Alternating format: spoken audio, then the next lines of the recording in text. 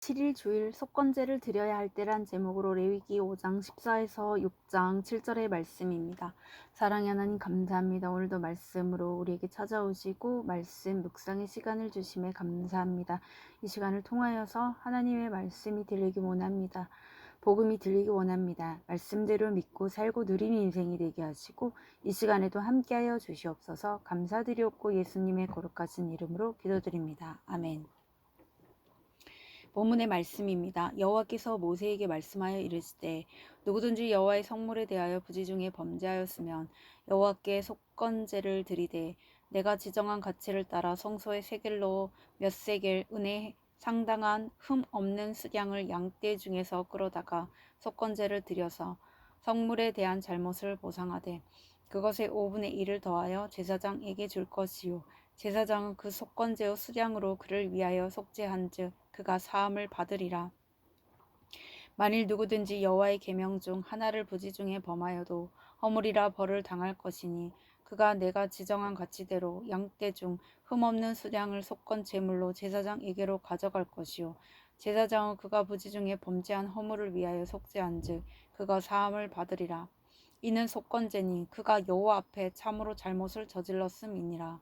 여호와께서 모세에게 말씀하여 이르시되 누구든지 여호와께 신실하지 못하여 범죄하되 곧 이웃이 맡긴 물건이나 전당물을 속이거나 도둑질하거나 착취하고도 사실을 부인하거나 남의 잃은 물건을 줍고도 사실을 부인하여 거짓 맹세하는 등 사람이 이 모든 일 중에 하나라도 행하여 범죄하면 이는 죄를 범하였고 죄가 있는 자니 그 훔친 것이나 착취한 것이나 맡은 것이나 잃은 물건을 주운 것이나 그 거짓 맹세한 모든 물건을 돌려보내되 곧 그 본래 물건의 5분의 1을 더하여 돌려보낼 것이니 그 죄가 드러나는 날에 그 임자에게 줄 것이요 그는 또 그 속건 제물을 여호와께 가져갈지니 곧 내가 지정한 가치대로 양떼 중 흠없는 수량을 속건 제물로 위하여 제사장에게로 끌고 갈 것이요 제사장은 여호와 앞에서 그를 위하여 속죄한즉 그는 무슨 허물이든지 사함을 받으리라. 아멘.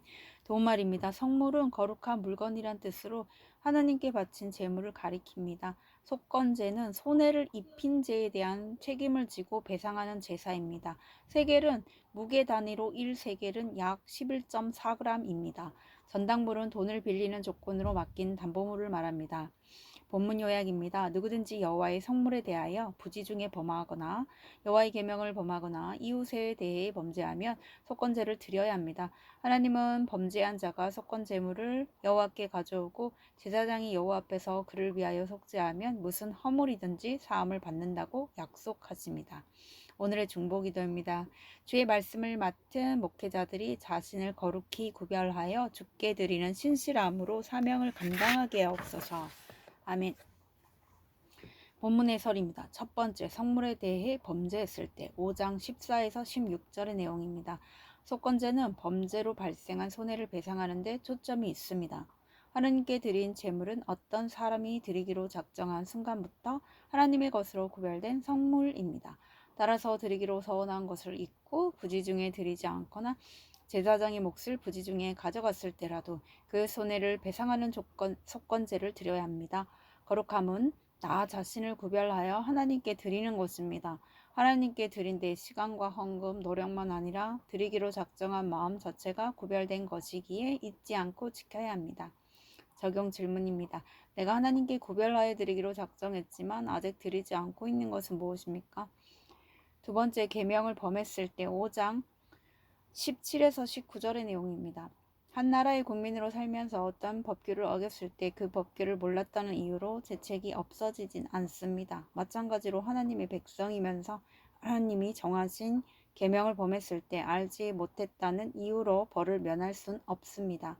하지만 무지와 무관심도 죄임을 인정하면 속건 제물을 드려 사함을 받을 수 있습니다. 신약의 성도에게 이런 속건 제물은 바로 회개입니다. 주님은 죄인 한 사람이 회개하는 것을 기뻐하시기에 어떤 죄인이라도 회개하며 용서하고 받아주십니다.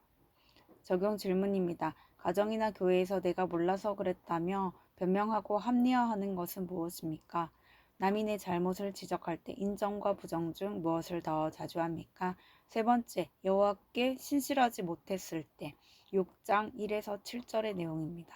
하나님은 성도가 타인의 소유를 어떤 식으로든 가로챈 죄를 여호와께 신실하지 못한 범죄라고 규정하십니다.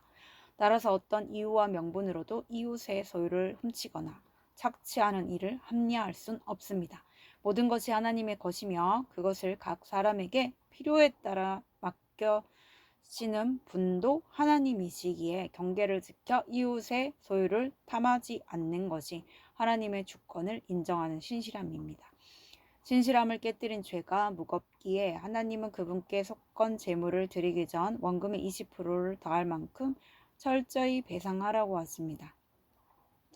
적용 질문입니다. 가족이나 이웃의 것을 가로챈 일은 없습니까?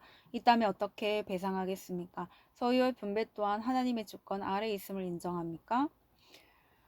오늘 기도하기는 하나님께 구별하여 드린 예물과 드리기로 작정한 마음을 거룩히 지킬 수 있는 믿음을 저에게 주옵소서. 하나님의 법을 어겼을 때 그것을 바로 인정하고 회개하여 죄사함의 은혜를 누리게 하옵소서. 타인의 것을 가로챈 일이 있다면 주를 향한 신실함을 지키는 적용을 하게 하옵소서. 아멘. 묵상 간증입니다. 붓으로 쓴 죄패란 제목으로 정재훈님의 말씀 적용글입니다. 신앙이 없으신 아버지께서는 장남인 제가 어릴 때부터 신원 서판을 강조하셨습니다. 태도가 반듯하고 언변의 설득력이 있고 문장과 글씨가 신뢰를 줘야 하고 판단력에 분별이 있어야 한다고 엄하게 가르치셨습니다. 그래서 저는 아버지의 기대에 부응해 그런 사람이 되려고 부단히 노력했습니다. 칭찬에 인세 가진 아버지께 인정받고자 붓글씨를 열심히 연습했습니다. 그러다 보니 주변 사람들로부터 글씨를 잘 쓴다는 평가를 받게 되었습니다. 고등학교 1학년 때는 개교 50주년 기념 행사로 큰 회관에서 개최하는 서화 전시회에 저의 서예 작품을 출품할 기회가 생겼습니다. 그때 저는 국전심사위원이자 서예의 대가이신 한 선생님께서 이순신의 한시 중 두 구절을 한 달 정도 집중적으로 훈련받았습니다. 그러나 작품 제출 마감일이 되었는데도 제 글씨가 만족스럽지 않자 인정받고 싶은 욕심에 그만 선생님의 글씨본을 족자로 만들어 제 이름으로 제출하고 말았습니다. 그 작품으로 저는 아버지께 칭찬을 받았지만 마음이 너무나 불편했습니다. 그런데 오늘 하나님은 누구든지 하나님께 신실하지 못하여 범죄하되 곧 이웃이 맡긴 물건이나 전당물을 속이거나 도둑질하거나 착취하고도 사실을 부인하는 자는 죄가 있는 자니 라는 말씀으로 제게 찾아오셨습니다. 그리고 긴 시간 불어 잊고 있던 저의 죄와 허물을 통회하며 자복하게 하셨습니다. 여호와께 신실하지 못하여 범죄하되 곧 이웃이 맡긴 물건이나 전당물을 속인 자가 바로 저임을 깨닫게 하신 것입니다. 이제는 고인이 되신 선생님께 용서를 구하며 내 욕심으로 모두를 속인 죄를 잊지 않고 회개하며 살겠습니다. 속죄 제물로서 내 죄와 허물을 하나님과 교회 공동체 앞에 자복하고 수치를 드러내 나의 회개가 하나님이 기뻐 받으시는 속건제가 되기를 소망합니다. 이분에 적용하기는 부지 중에 지은 실수나 범죄한 허물은 그날 중에 자복하고 상대에게 사과하겠습니다. 아버지가 자랑스러워하시던 그 서예 작품이 사실은 제 것이 아니었다고 솔직히 고백하겠습니다. 입니다.